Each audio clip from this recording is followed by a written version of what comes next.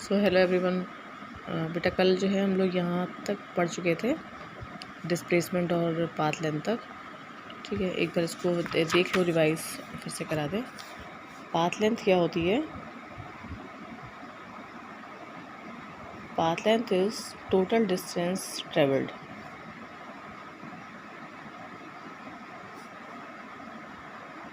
ठीक है, इससे फ़र्क नहीं पड़ता कि किस डायरेक्शन में जा रहे हैं, जितना चले बस, सबको जोड़ के टोटल डिस्टेंस जो है वो पाथ लेंथ। ये मेरा रूम है, ये बाहर गार्डन है, रूम से गार्डन गए, गार्डन से रूम आए, रूम से गार्डन गए, गार्डन से रूम आए। अगर ये मान लीजिए 1 है किलोमीटर, तो 1 2 3 4 5 6 मतलब उसी के बीच में चक्कर लगा रहे हैं। तो 10 चक्कर अगर मैंने लगाए, यहाँ से यहाँ गए, यहाँ से यहाँ आए, तो 10 टाइम्स अगर मैंने किया तो टोटल पाथ लेंथ कितनी हो गई? 10 किलोमीटर।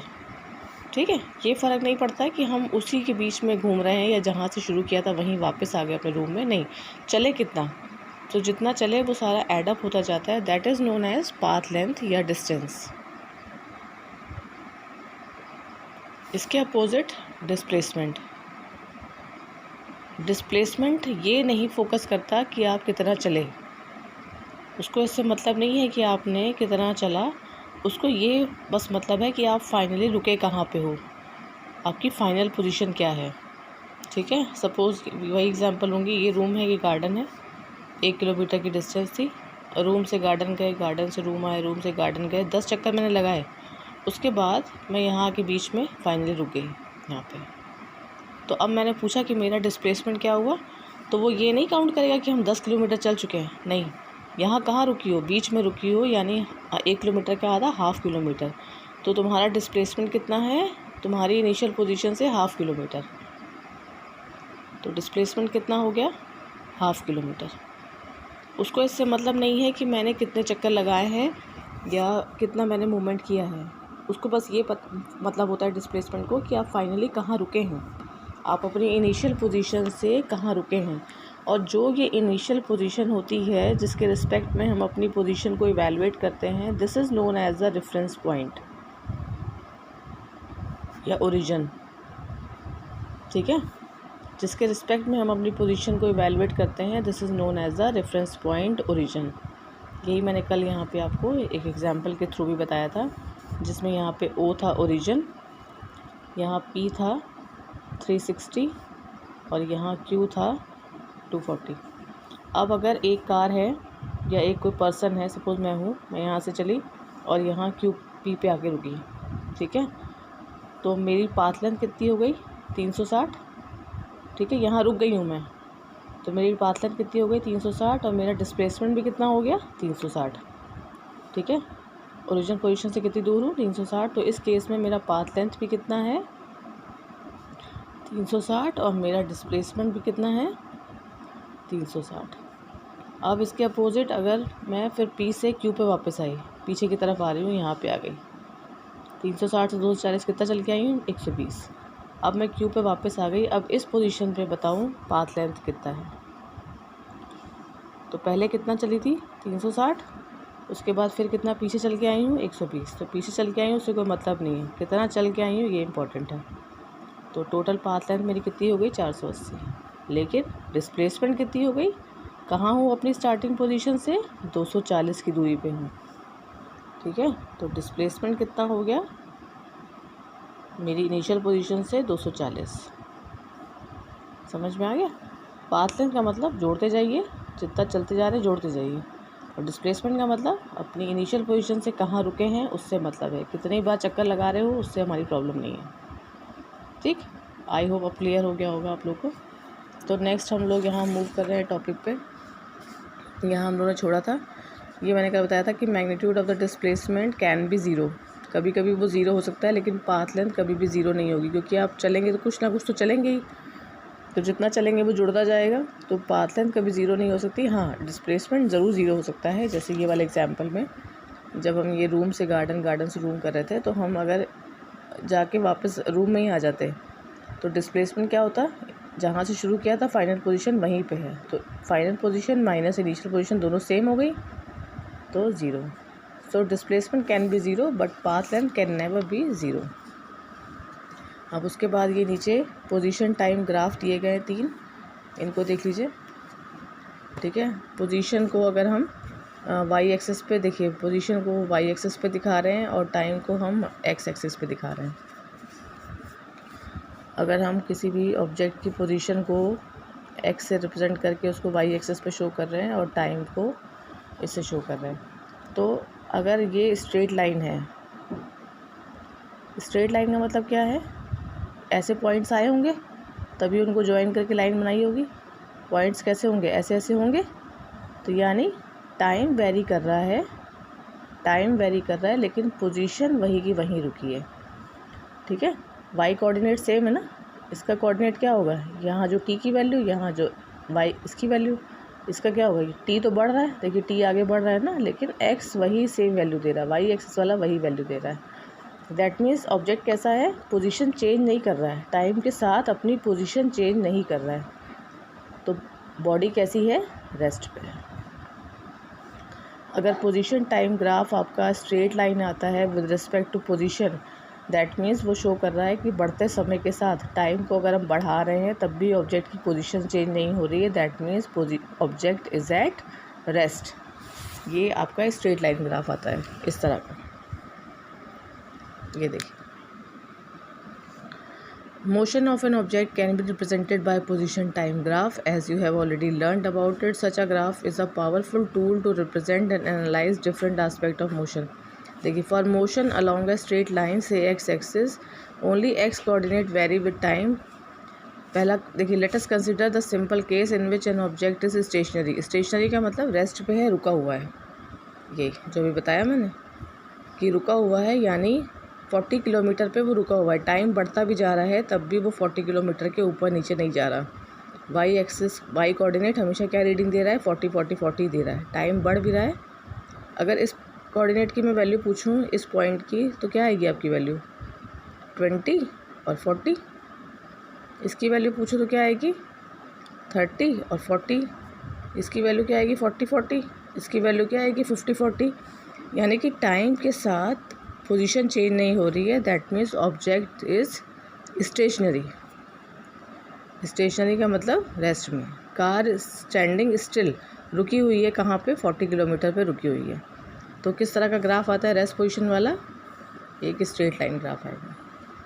नाउ दिस ग्राफ, जिसमें सिंपल स्ट्रेट लाइन आती है with by making same angle with the origin.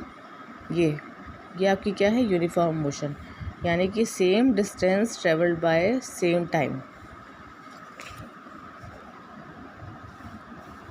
जब आपका इस तरह का ग्राफ हो शो हो तो ये आपका ग्राफ है यूनिफॉर्म मोशन का। यूनिफॉर्म मोशन का मतलब कि एक जैसे टाइम में उतनी ही डिस्टेंस ट्रैवल करेंगे। शुरुआत के पहले घंटे में हम चले 2 किलोमीटर, पहले घंटे में हम चले 2 किलोमीटर, तो मेरी स्पीड क्या है, डिस्टेंस अपॉन टाइम, यानी 2 किलोमीटर पर आवर। फिर अगले 1 घंटे में फिर हम 2 किलोमीटर ही चले, ठीक है। तो इस बार डिस्टेंस कितनी हो गई, 2 और 2 4 किलोमीटर, और टाइम कितना हो गया, 1 और 1 2 घंटे, यानी वेलोसिटी कितनी हो गई फिर 2 किलोमीटर पर आवर। यानी कि सेम टाइम में अगर सेम डिस्टेंस ट्रैवल कर रहे हैं तो हमारी कैसी स्पीड है, यूनिफॉर्म स्पीड है। हमने सेम टाइम में हम सेम डिस्टेंस ट्रैवल कर रहे हैं तो हमारी स्पीड कैसी है, यूनिफॉर्म स्पीड है।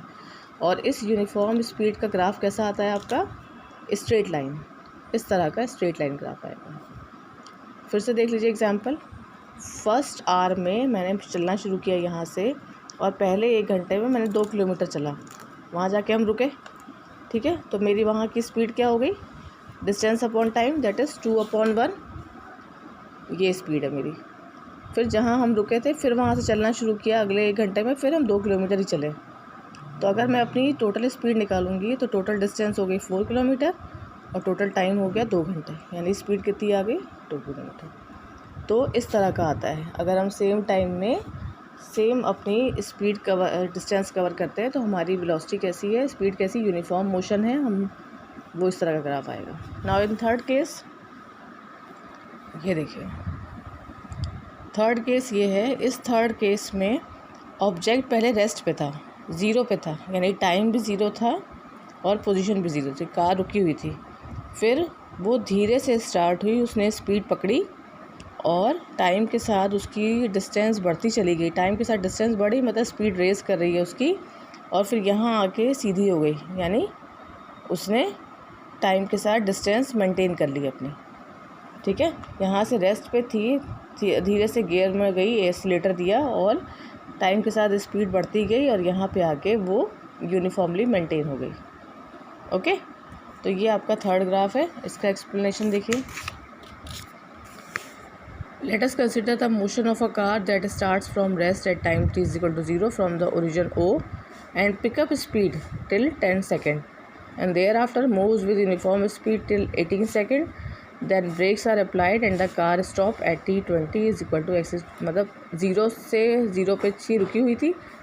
10 सेकंड तक उसने स्पीड पकड़ी और 18 सेकंड तक वो यूनिफॉर्मली स्पीड से मूव कर रही है। देखिए यहाँ रेस्ट पे थी, ठीक है, 10 सेकंड यहाँ पे स्लोली 10 सेकंड पे उसने स्पीड पकड़ी और फिर ये स्ट्रेट लाइन आ गया, ये स्ट्रेट लाइन यानी 10 सेकंड से लेके 18 सेकंड के बीच में स्ट्रेट लाइन है, यानी यूनिफॉर्मली स्पीड से चल रही थी। और उसके बाद ब्रेक अप्लाई कर दिया, कार रुक गई। रुक गई का मतलब स्ट्रेट लाइन, तो यहाँ पे रुक गई, तो ये आ गया आपका। यानी इन दोनों ग्राफ को समराइज़ करके ये थर्ड ग्राफ बताया। फिर से देखिए यहाँ पे 0 पे क्या था, पोजीशन भी 0, टाइम भी 0, यानी कार रुकी हुई है। हमने कार स्टार्ट की, कार ने मूव करना शुरू किया, धीरे धीरे स्पीड रेस करेगी। जब 10 सेकंड पे आई तो उसने एक एवरेज स्पीड पकड़ ली और 18 सेकंड तक वो एवरेज स्पीड मेंटेन रखी। उसी के करस्पॉन्डिंग ये स्ट्रेट लाइन ग्राफ आया। फिर हमने ब्रेक अप्लाई कर दिया। ब्रेक अप्लाई करने का मतलब कार रुक जाएगी तो वो क्या देगी, टाइम के साथ पोजीशन चेंज नहीं करेगी, दैट मीन्स स्ट्रेट लाइन आएगी। तो ये स्ट्रेट लाइन आ रही है 18 सेकंड के बाद। ठीक है, ऐसी। तो ये तीनों ग्राफ आपके पोजीशन टाइम ग्राफ हो गए। उसके बाद नेक्स्ट है average velocity and average speed. आपको एवरेज निकालना पता है। When an object is in motion, its position changes with time. How fast is the position changing with time, in what direction? To describe this, we define the quality average velocity. Average velocity is defined as the change in position or displacement divided by the time interval in which the displacement occurs. कितना change in position हुआ कितने time interval में, इसका जो ratio है this is known as the average velocity. ठीक है, कितना, ये उस ऑब्जेक्ट की फ़ाइनल पोजीशन है, ये ऑब्जेक्ट की इनिशियल पोजीशन है, ये फ़ाइनल पोजीशन का टाइम है, ये इनिशियल पोजीशन का टाइम है। तो change in position with respect to change in time is known as the average velocity, where x2 x1 are the position of the object at time t2 t1। t1 time पे x1 position है, t2 time पे x2 position है। तो change in position divided by time interval. Here the bar over the symbol for the velocity is a standard notion used to indicate, ये जो v के ऊपर बार का साइन लगाया है ये शो करता है एवरेज वेलोसिटी को। सिंपली v होता है तो आप वेलोसिटी करते हैं, जब v के ऊपर ऐसे बार लगा देंगे तो it represents average velocity. The SI unit of velocity, पीछे हम लोग पढ़ के आए हैं कि चाहे वेलोसिटी हो, चाहे स्पीड हो, चाहे एवरेज वेलोसिटी, चाहे इनिशियल, चाहे फाइनल, सबकी यूनिट और सबका डायमेंशन फॉर्मूला एक रहता है। तो वेलोसिटी इज़ मीटर पर सेकेंड या फिर किलोमीटर पर आवर। ठीक है, जैसे कि डिस्प्लेसमेंट वेक्टर क्वांटिटी है, so average velocity is also vector quantity. अगर ये वेक्टर है तो ऑब्वियस है इस पर ये डिपेंड करेगी, तो average velocity is also a vector quantity. But as explained earlier, for motion in a straight line the directional aspect of the vector can be taken by positive or negative sign. यहाँ पे आपकी जो one direction motion की बात कर रहे हैं, हम सिर्फ स्ट्रेट लाइन मोशन की बात कर रहे हैं, तो डिस्प्लेसमेंट या तो पॉजिटिव हो सकता है या नेगेटिव हो सकता है। तो यहाँ पे हमें वेक्टर का सिंबल लगाने की ज़रूरत नहीं है। 2D या 3D फिगर की तो बात कर नहीं रहे, सिर्फ स्ट्रेट लाइन की बात कर रहे हैं, एक ही डायमेंशन की बात कर रहे हैं। तो खाली साइन लगा देंगे तो उससे हमारा मेथड डील हो जाएगा। ठीक है, इतना आज के लिए समझ में आ गया होगा। आज हम लोगों ने कल का पहला थोड़ा रिवाइज़ किया है। ये ग्राफ 3 पढ़े हैं। ये है जब ऑब्जेक्ट आपका रेस्ट पे है, यानी टाइम के साथ पोजीशन नहीं चेंज कर रहा है। ये ग्राफ आपका यूनिफॉर्म मोशन का है, यानी सेम टाइम इंटरवल में वो सेम डिस्टेंस ट्रेवल कर रहा है, तो ये यूनिफॉर्म मोशन का है। ये दोनों का सम ऑफ फॉर्म है। कार रुकी हुई थी, उसके बाद एक्सीलरेटर दिया, स्टार्ट की, तो उसने स्पीड पकड़ी। 10 से 18 सेकंड के बीच में उसने यूनिफॉर्म स्पीड मेंटेन की, यानी कि स्ट्रेट लाइन ग्राफ दिया ऐसा। और उसके बाद हमने ब्रेक अप्लाई कर दिए तो कार रुक गई है सेम पोजीशन पे, तो इस तरह का ग्राफ आ गया। ठीक है, ये 3 ग्राफ बहुत इंपॉर्टेंट हैं। और उसके बाद एवरेज वेलोसिटी पढ़ी है, change in position divided by the time interval. तो ये आपका एवरेज वेलोसिटी का है। It is also a vector quantity, ठीक है, जिसकी यूनिट मीटर पर सेकंड या किलोमीटर पर आर होती है। ये इसका ग्राफिकल नोटेशन है, ये हम लोग कल देखेंगे, थोड़ा सा पढ़ के देखिएगा। आसान है, ग्राफ आपने पढ़े हैं, इसकी हेल्प से आप ग्राफ पढ़ सकते हो। अब ये है कि पोजीशन अगर बढ़ रही हो, ये पोजीशन अगर नेगेटिव में आ रही हो, ये पोजीशन अगर सेम मेंटेन करी हो, तो पिछला ग्राफ पढ़े हैं उससे हेल्प से ये इतना पढ़ के देखिएगा एवरेज स्पीड तक। ठीक है, उसके बाद फिर हम लोग नेक्स्ट देखेंगे।